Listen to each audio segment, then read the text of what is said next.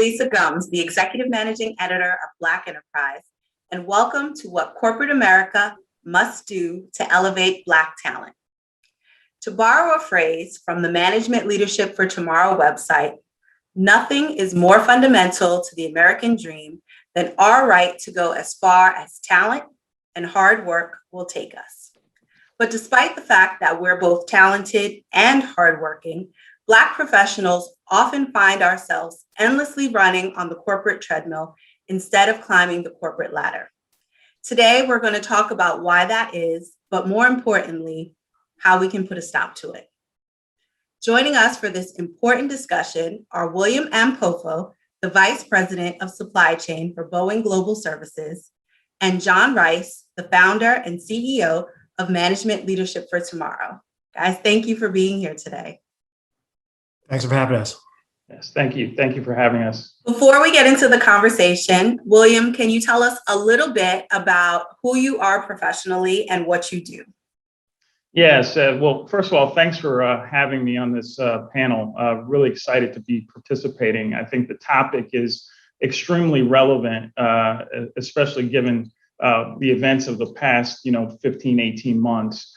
But in terms of my career, so I lead the supply chain organization for Boeing Global Services within Boeing and serve on the executive committee as the chair of the Enterprise Council for supply chain. I've been in the aerospace industry my entire career, so 25 plus years at this point. I've been at Boeing for 5 years. Prior to that, I was 20 plus years at United Technologies, where I worked in a number of the aerospace divisions there, including Pratt & Whitney, Sikorsky, UTC Aerospace Systems. And, I have worked in a range of functions, starting my career in finance, worked a little bit in IT, strategy, business development, but have been in the operations and supply chain part of the business now for about 7-8 years. So a lot of different perspectives. I've spent some time internationally as well.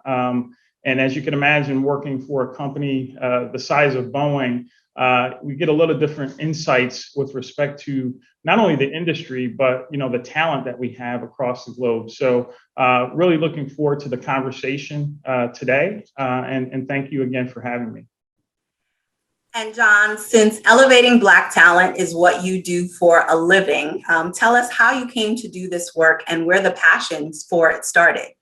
Right. Well, thanks for having me again. And, I've been at this work, as a social entrepreneur in the racial equity space for, going on 20 years. But it really has been the second chapter of my career. And I was an executive in the corporate world at the National Basketball Association on the business side, and then spent many years in working for the Walt Disney Company, both domestically and in their consumer products business down in Latin America. So I came to this work, Lisa, really focused on trying to solve a problem, as it relates to the underrepresentation of people of color in leadership positions and how that influences the challenges that we have more broadly in our society relative to economic mobility and wealth inequality.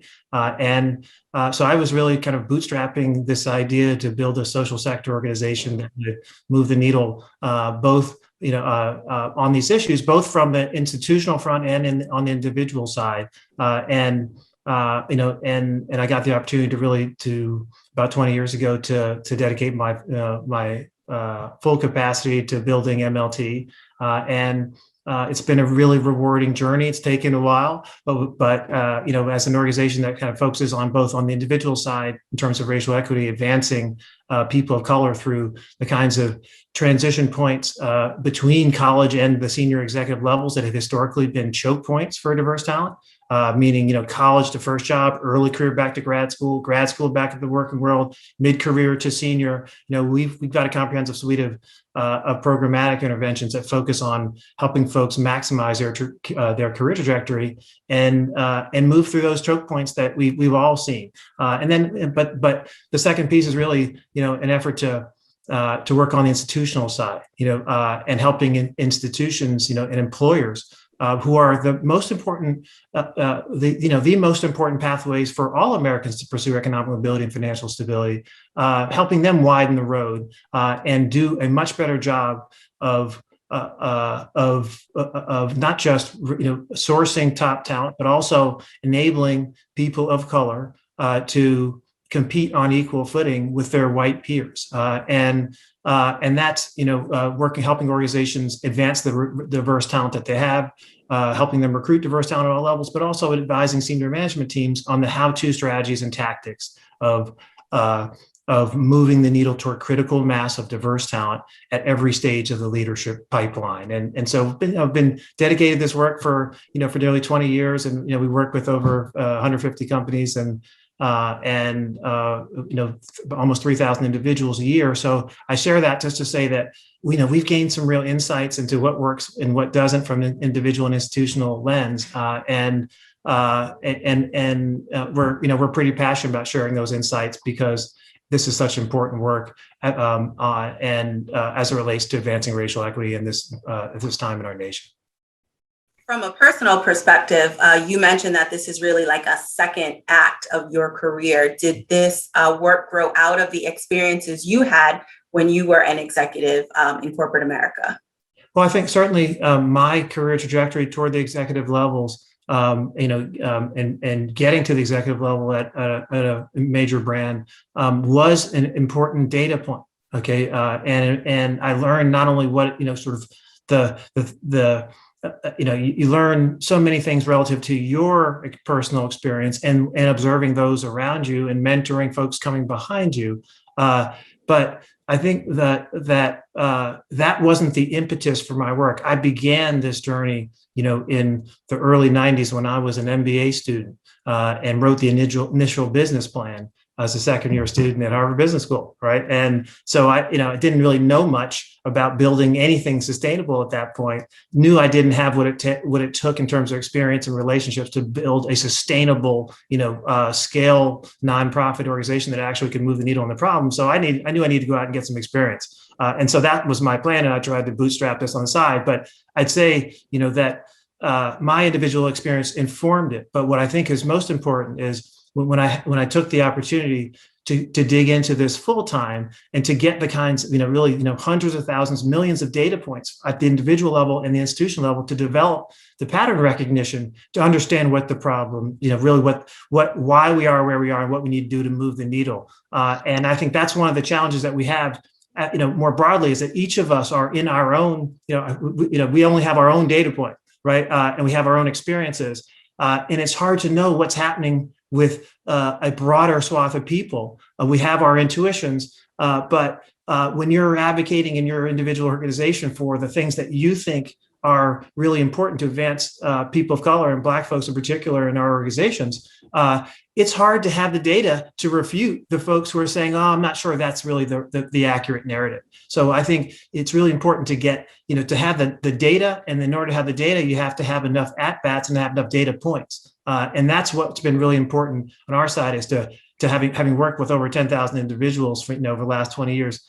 We understand what's happening. We see, we see the patterns, and in working with over, with 150 plus companies, you get a sense, and that gives you a level of conviction that around the things that you see need to be changed to widen the road for people of color.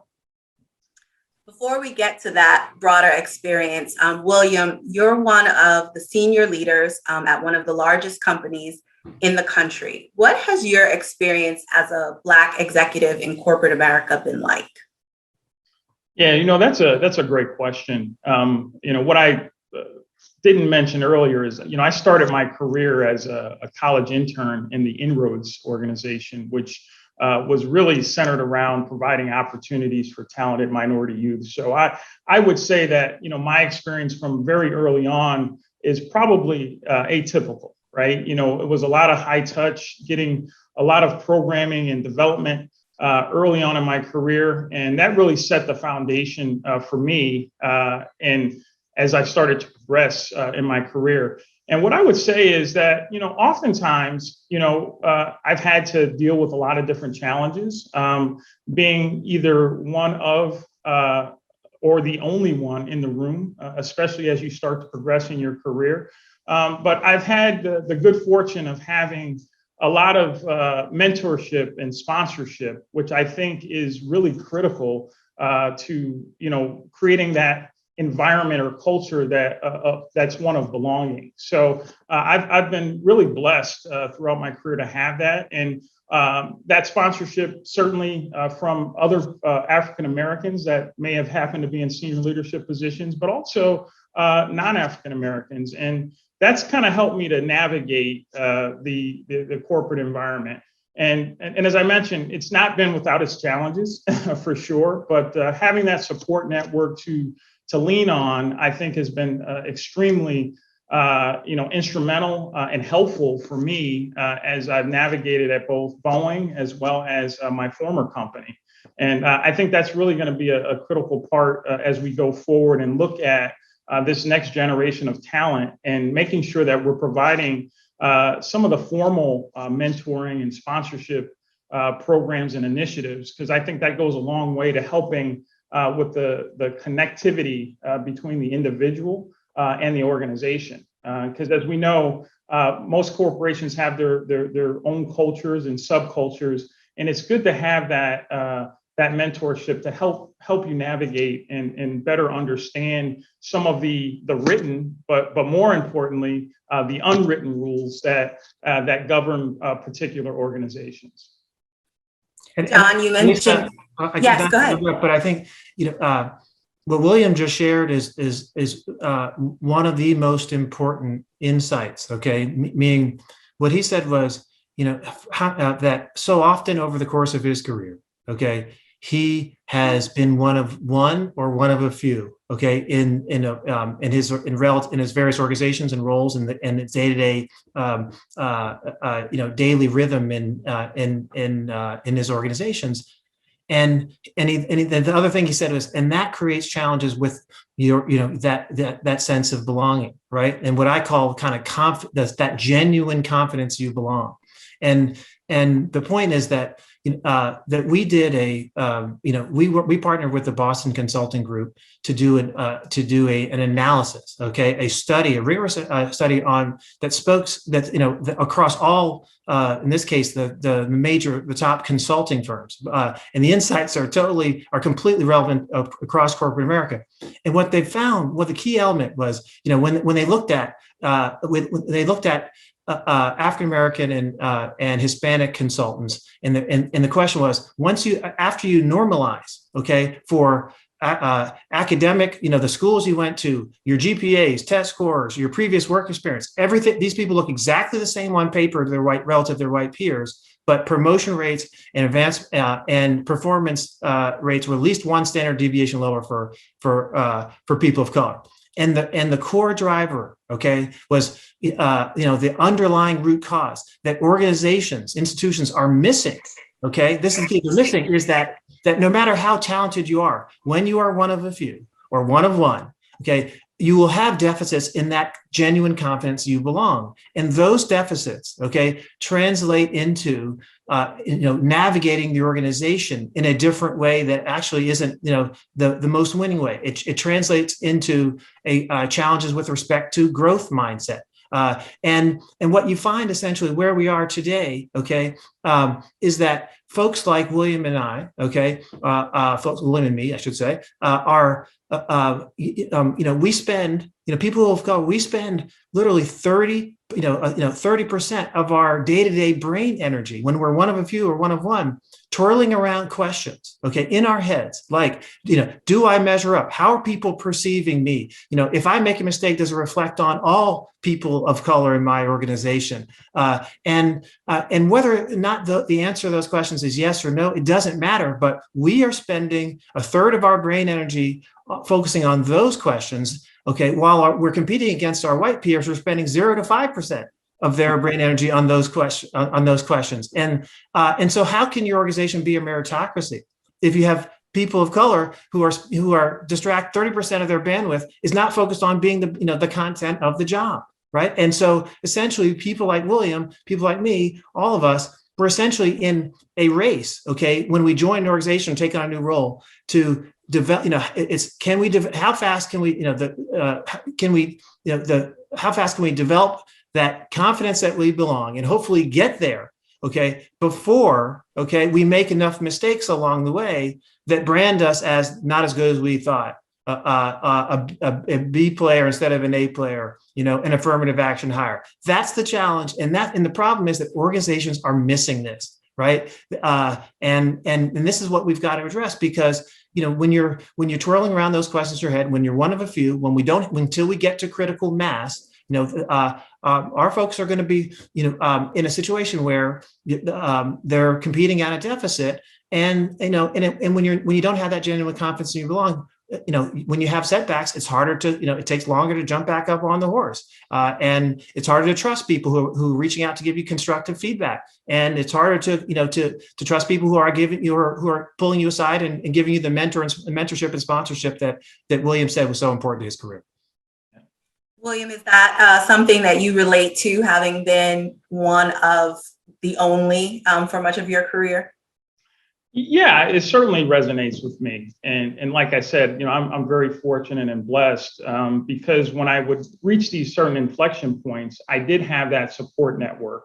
When my confidence may have been challenged, or am I measuring up, or some of the tough questions that John, alluded to, they're very real, including the fact that as we continue to progress, and I hate to use the word burden, but we are trailblazers in many ways, and we put a lot of undue pressure on ourselves to perform because we're not only representing ourselves but our families and those that are coming behind us. And having reached an executive at a pretty young age, I was just floored by the amount of outreach from early career folks that would say, "Hey, I look up to you. You're such an inspiration," and that's great because that's what you want. But then there's also, look, I got to continue to perform and measure up. And if you don't have folks around you that you could talk to in confidence and have those conversations to help propel you and get you through certain things, it can be a challenge.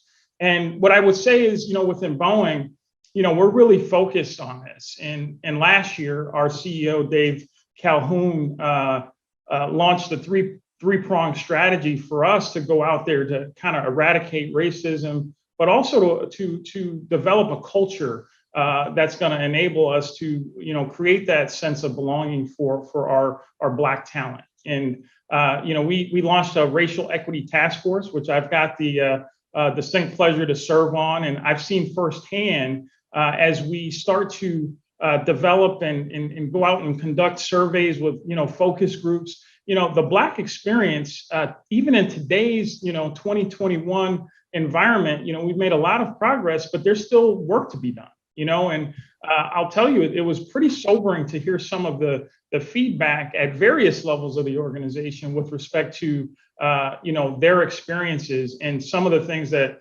John alluded to are very real. The sense of belonging, and quite frankly, not seeing others that look like them in certain leadership positions. And I think that's something that we've got to focus on as an organization. And within Boeing, we are doing that. And it starts from the top. It starts from the top. And John mentioned also data.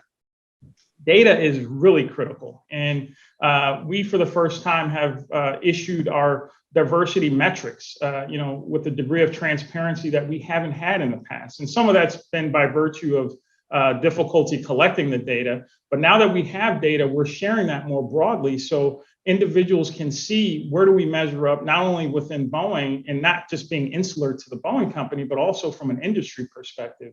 And as we start to mine that data, it's going to help us develop programming and initiatives that are going to help us to get better, quite frankly. And that's where the change will happen, right? Holding ourselves accountable.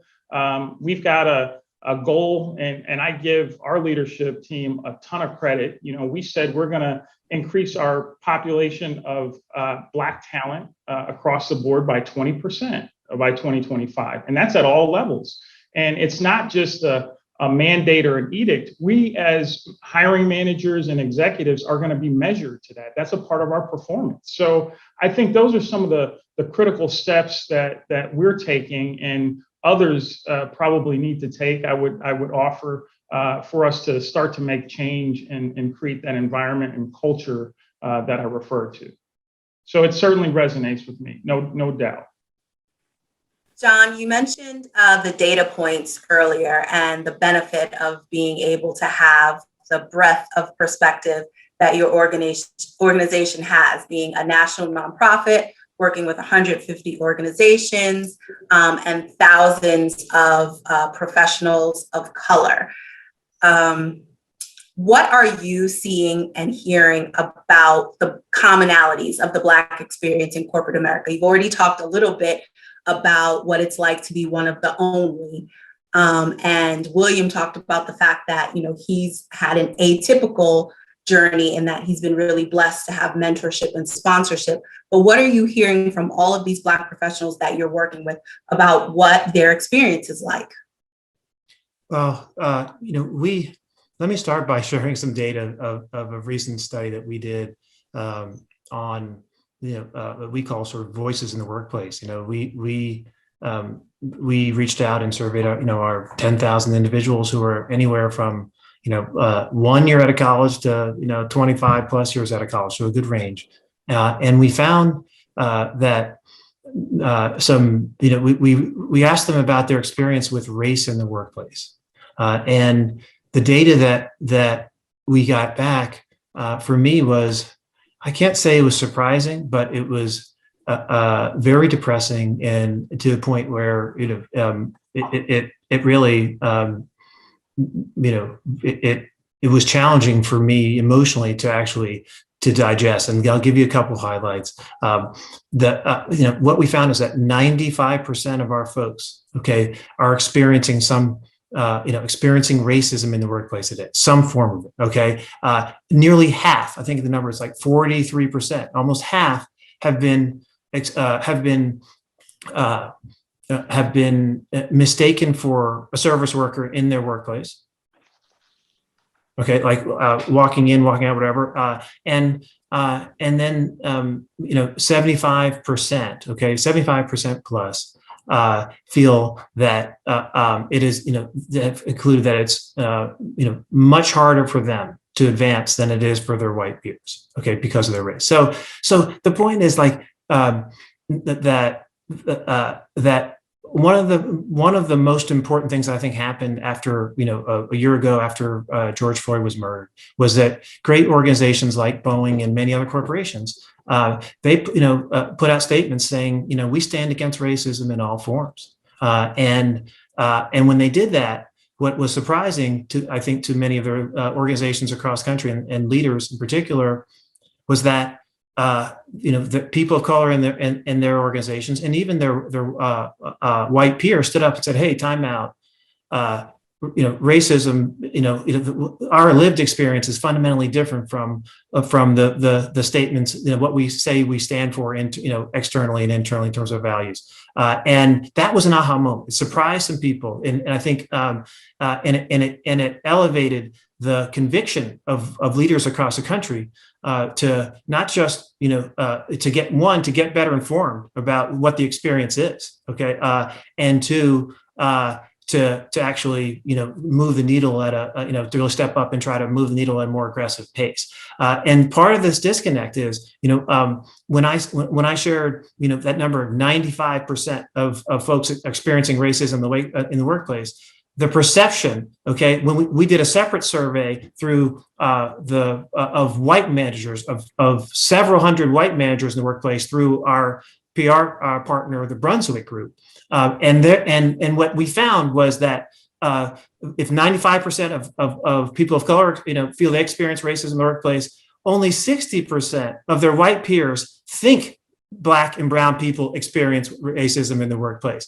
And if 75% feel that it's much harder, for them to advance in the workplace because they're Black, their white peers, their perception is it's like 35% feel that it's harder for people of color. So there's a disconnect in terms of the understanding and the proximity that white folks have to the experience of people of color. And that's really what we need to move the needle on. Yes, we need to do more more mentoring and sponsorship. But if you actually unpack it, okay, and you understand, that when digging in and addressing somebody's, their sense of belonging, in order to do that, you have to unpack a lot of their personal experiences, okay? And you have to get to know somebody better, and you have to have more frequent interactions with them if you're going to actually address that core issue. So what we're missing one of the things that we're missing in corporate America, in the stack of mentoring and sponsorship, is a base level of sports, like the kind of coaching you get in sports, where it's much more frequent. It's high accountability. It's helping you unpack the issues that relate to, the in sports, at least, the mechanical, physical, emotional aspects of performance. So so being more informed about the problem helps you understand that you need to bring coaching down from the levels where, where folks at the senior executive level like William get. That's kind of the only level you get coaching in corporate America on a consistent basis. We need to bring that down to every stage. Okay, and you can do that economically, and that's one of the things that we've done at NMLT, is bring it down to the mid-level, bring it down to the early stages, so that people actually can understand what that bar is for high performance and make sure that they hit it. But the second piece is that organizations, have to change what they do on the institutional level. They have to, white managers. Okay, you can't just say intervene, and do more for people of color. You actually have to change some things that white people are doing. And white managers, senior managers, middle managers, they have to get more proximate to what people like William just described as his experience, and the experience that we see across the board, how people of color are experiencing organizations differently than their white peers, regardless of the schools they went to and the companies that they worked for before. And if you understand that, then you can take a different, more customized approach to managing, growing, developing your talent. And so the efforts have to be focused on both the institutional level, what can white people do different, and on the individual level in terms of interventions for people of color that are more consistent and connected to the challenges that we're having, that have nothing to do with talent, that just happen to have to do with where we are as a country and the fact that we are not yet at critical mass of diverse talent in our organizations today. John mentioned the institutional level and also the individual level. William, you mentioned earlier that you spent 20 plus years with United Technologies, have now been at Boeing for 5 years. And in both companies, you advanced to bigger roles and increasing responsibilities. In terms of your professional development, what specific programs or opportunities did you get that were beneficial to your advancement? And looking back on the flip side, what didn't you get that would have been helpful?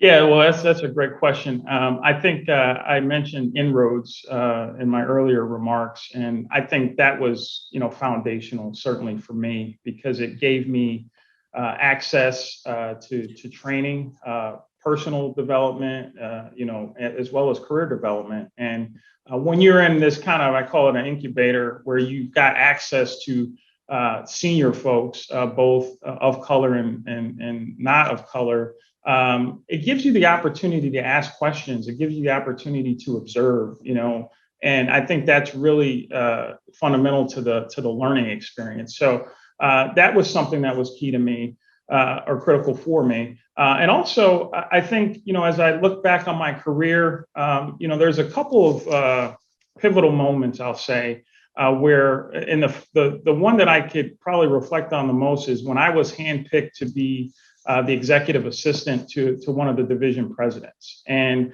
I was the first non-lawyer tapped for that role. And I was, I think, probably 30, 31 years old.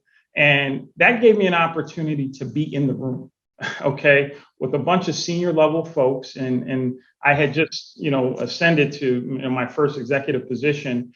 And the amount of, observation, the amount of coaching, the amount of access, and the feedback, constructive as well as positive, really kind of set me on a journey in my career that I think not many folks that look like me have had the opportunity to do. So I am extremely grateful and thankful for that. And because of that, I think it's important, and I'm committed to trying to create those types of opportunities for others, and and kind of reaching to the far corners of the organization to identify top talent and make sure that they're getting visibility and opportunities that if it weren't for people like myself and other colleagues, they wouldn't have. And I think that's really important.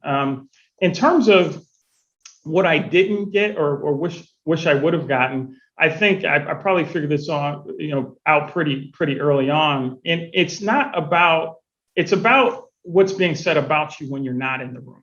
Okay. And that gets back to the point around mentorship and sponsorship. And for me, there's a difference. There's mentoring, and there's certainly formal mentoring that can kind of show you the ropes.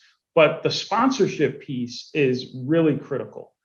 It's when we're having talent reviews, and now I'm at the table reviewing talent, and it's what do others say about you when you're not in the room, right? And it's not about folks that manage up well. It's how folks manage, down and in the organization, how they treat people. It's as much about the what in terms of the accomplishments as it is the how. How do they connect with people? So that sponsorship piece, which is a little different than mentorship, is something that when I realized that was a seminal moment, and I think that's something that folks need to understand as well. So we've kind of touched a little bit on some of what I like to call the more intangible parts of this. William, you mentioned earlier the unwritten rules of an organization, but so often when it comes to grooming talent, there's a lot more to the discussion than opportunities. We're talking about things like intention and awareness and access. Can you speak to the importance of that? Yeah, I think it's really important, and I kind of peppered that in some of my comments. But it is the access and the grooming, and one of the things that we've done as a part of this racial equity task force is have these focus groups. Now we've got a lot of data, right? And the data, some of it we like, some of it we don't like, and it's now the so what, right? So we're taking that data and the feedback that we're receiving, and it's at all different levels of the organization, because I think there's some consistency in terms of challenges regardless of what level, but then there's some ones that are very unique, especially as it relates to kind of early career talent and career pathing. I'm really big on helping some of our younger talent kind of figure it out, so to speak, and understanding where they want to be. And as they do that, we as leadership team, it's our responsibility, at least in my view, to help them to navigate. And I think that's where the grooming piece comes into play. So, we've created some focus groups that are helping to, define and improve the Black experience within Boeing at all different levels across the organization. And I think that's going to be the telltale sign. How do we take this feedback that we're receiving in real time, turn it into actionable activity, and that's going to ultimately result in lasting and sustainable change? Because I think that's what we're all committed to. It's hard work. Boeing's a 105-year-old company, and I think cultures are built up over time. And one of the things that I will say, if you'd allow me, looking back on the last year with George Floyd and some of the other unfortunate situations that have happened, it's forced us to have the conversation. And I think that the conversations are really the conduit to change. And the conversations lead to empathy and understanding. And that's something that I think is really critical. And John mentioned it earlier. How do you create that connectivity? How do you get people to talk to one another, and regardless of level or color of skin? And I think we're seeing more of that. And, I can't tell you the number of emails and texts and things that I get, even at my level, that from people that are not Black that say, hey, I didn't have any idea, or I now better understand. So I think these are things that are a sign of progress, but we still have a lot more work to do in that regard. John, as we talk about the different ways that Black professionals navigate their companies, I think that your bio puts it so elegantly. You say that people need social capital in order to become senior leaders. So can you talk a little bit about some of these unwritten things that go into grooming and how important it is and what we need to get? Yeah, I like to, I was a basketball player in college, Lisa, and as I mentioned, worked at the NBA, not as a player, but on the business side. And I like to use, I found that sometimes sports analogies are relevant to, the challenges that we're talking about here with respect to racial equity. And what one of the insights that we've had over the years is that there's one place in our society, unfortunately, where if you have talent and you're willing to work hard, you don't get lost. Regardless of your race or socioeconomic background, and that happens to be the world of sports. Not every sport, but the major sports. And if you what's more important is understand why that is, okay, and how that relates to what it takes to be successful, in the area where 99% of us outside of sports are pursuing economic mobility. And what you find is that there are three things, okay, that we do to develop athletic talent, that none of which we do at any scale in the academic and professional world. The first thing is we give in sports world, whether we give you coaching at every stage. Okay. When I'm not talking about mentoring, actually, I'm talking about the kinds of, the high accountability, customized safe place coaching, whether you're a fifth grade athlete, a high school athlete, a college athlete, or a pro at every stage of your pro journey. And secondly, we give you, we make it very clear what you need to demonstrate in sports. Okay, to get to the next level. Okay, in terms of skills. And we're great at giving feedback, real time, videos and stats and so forth. And in the professional world, we're really bad at actually helping you understand what it takes, what you need to demonstrate to get to the next level, what that bar is. For high performance, to get to where William is, or to get in the door, as if you're one of the folks that William is mentoring, and if you don't have people who can, whether friends, close in mentors who can tell you, here's what it takes to get the next level, here's some coaching on what you need to demonstrate, then you're kind of managing your career with one hand behind your back, or if not both. And then the third thing that we've done in sports is that, we surround people with a supportive network of peers and mentors and so forth. If you're a good athlete, everyone wants to connect you to their friends and so forth. And we have our competitors and teammates. And that accelerating relationship network is critical as we navigate our careers in the worlds that we're in, the 99%, where 99% of us are in. But and yet it's hard, right? So the idea here is that what organizations need to do, okay, the big, and essentially, I have to say, this is the insight that we took into our programs, and guess what? They work. We've had breakthrough results. If you give people the coaching at every stage, and you tell, and you define, and you kind of reverse engineer the bar for high performance, and then you help people understand where they are relative to that bar, and you give them the coaching to hit, to close the gaps, and you surround them with accelerating peer network. And what I'm saying is, like, yes, we work with several thousand folks, but this approach, we should be scaling earlier stage, whether it comes to middle school, high school programs. We should be working with all segments of our communities well beyond what we do. And a simple idea is that you have to help people, organizations have to make it clear what the bar is and what it takes to hit that bar, senior executive bar, hiring bar, what have you. And we need to scale coaching at every stage. Okay. Not just when you're already senior. That's when you get coaching in the corporate world. Right. So those are the things I think that I would focus on, is just like, it's really just building from what has worked. Okay. Not, and taking a more bold approach to things that, we actually, that's not an idea or just an analogy. We've proven it works at scale. And I think and for me, I'm hoping that my legacy, when I'm done, is that we've generated the kinds of insights that can be adopted much more broadly than the work that our organization does. So John just gave us 3 very actionable steps that corporations can do. This question is for either one of you. One of the best explanations I've heard about the difference between equity and equality is that equity is the acknowledgement that we're not all starting from the same place. So you can't level the playing field by doing the exact same thing for everyone. In the spirit of that, what do we need to do differently for Black executives specifically to make sure that we're achieving equitable workplaces? William, I'll let you start with that one. Yeah, sure. I think, for Black executives, I think it is basically establishing this sense of community, but also providing the support network. And I think that support network is going to look and feel different for different people and different organizations.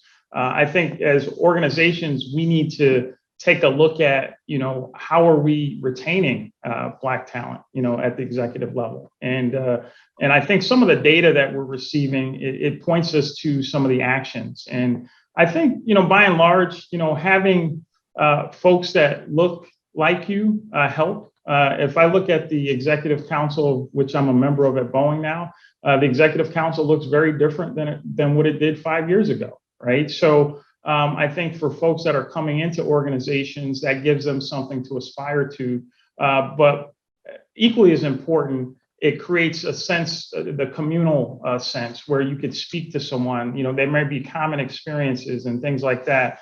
So I think we need to be more intentional about that as organizations, such that we don't have our executives, Black executives in particular, feeling like they're out on an island. So part of it's understanding that phenomena, if you will. And I think the more we have these dialogues and the more data that's shared, I think that's becoming a lot more clear and apparent. And I'm encouraged by the fact that many organizations, not just Boeing, are taking action to ensure that we provide that level of support, both at the peer level as well as board level and beyond. So that's one of the things that I would say, Alisa. And just to add a little bit to that, I'd say for me, what is most important when you talk about equity and equality is and what we need to is that we need our organizations, okay, to apply the same level of rigor, okay, to move the needle on racial equity and DEI that they apply and that we apply and require in every other part of our business, okay? And we need to move from a mindset that focuses on moral equity. It's the right thing to do. It's going to be hard. I'm not sure, Black folks are dealing with a lot of challenges, and it's going to be a long-term effort. That's the moral equity mindset. We need to move from that to an intellectual business equity mindset, which starts with applying the same level of rigor to this, that we apply everything else. And and when I say rigor, as an example, it's having a rigorous diagnosis of why we are where we are and what we need to do to move the needle going forward. And and part and parcel of that is grounding ourselves in what we were talking about earlier, the facts and the data and the science and the insights. Okay. And if an example of that, is of where we need to move from what I would call kind of the false narrative of why we are where we are, which is it's a pipeline problem. And when folks get into organizations, we're not performing, or in those who are high performing, they're just, they're being recruited, poached out, and they're leaving. Okay, we're struggling to retain them. But what we need to understand is, and move from that to, okay, let's understand what the pipeline looks like. And guess what? It isn't a pipeline problem. Okay. And every time and by the way, it isn't when you think about the data that the organizations have that Black folks are, as I mentioned, the BCG study, performing at one level below their white peers, you got to do the diagnosis as to why. And when you understand the why, then you get to the fact that you're doing the wrong, that organizations have a key role in actually setting the stage, establishing the conditions and the circumstances for folks who have the same level of talent to compete on equal footing. So there's there's false narrative. We got a meritocracy. You can't have a meritocracy with people of color are spending a third of their brain energy focusing on things that have nothing to do with work. Okay, when they're competing against folks who have are spending 0% of their time of their brain energy on that. So this is about an intellectual equity mindset. It's applying the same level of rigor and addressing this false narrative about the pipeline and about performance and retention. Doing that and actually establishing a plan of action that is based on the real rigorous diagnosis of where we are today, and until we get there, okay, until we get there, what you're fully, the narrative, essentially the narrative out there is, among even the most liberal and progressive white folks, is it's them, not us. But the doors are open. Right. And we want to see more. And some people a few people like William are getting senior. So there must be them, not anything that we're doing, because we're working we've got a meritocracy. Right. And you have to move from, it's them, it's them, not us. That's the narrative. You have to change that by grounding people in the facts. Okay. And helping them understand that the pipeline is there. We have to cultivate and harvest and that pipeline and do our role in that. Okay.